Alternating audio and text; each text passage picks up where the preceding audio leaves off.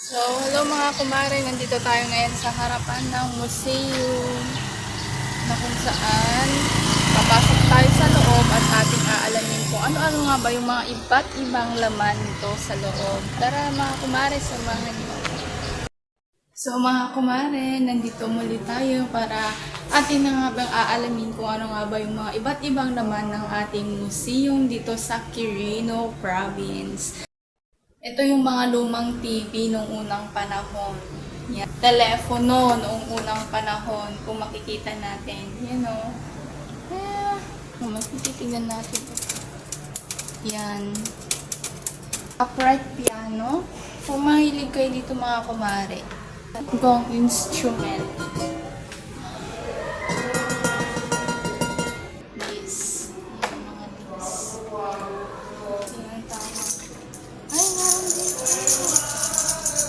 At ito naman mga kumare ay banga. Barot saya para sa babae at barong dito naman sa lalaki. Attires in the early 60s. Attires in the early 60s. Ito naman ay sungka. Walker, andador, walker, rib ng bata. Dito ilalagay yung bata. Banig noong unang panahon, kung nakita nyo may banig. At mga kumare, another attires in the early 60s. Ito naman ay Carabao horn. Itong sewing machine. Mga sewing machine. Itong plancha noong sinaunang panahon. Ito naman ay bulol. Ito naman ay mga carpentry tools. At ito naman ay mga farm equipments. Ito din ay patoki. Orasan noong unang panahon. Yan.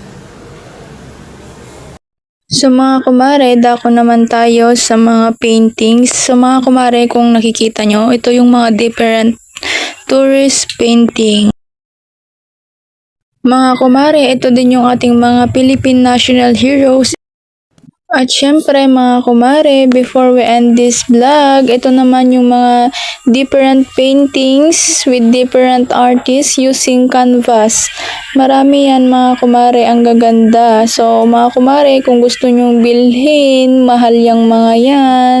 And there's more painting using canvas. Again, yan mga kumare, ang gaganda. So colorful and so bright.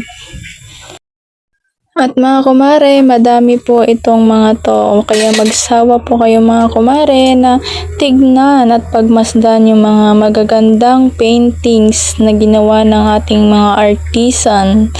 So colorful and syempre parang totoo na din. At dito na po nagtatapos ang ating vlog mga kumare. Bye bye!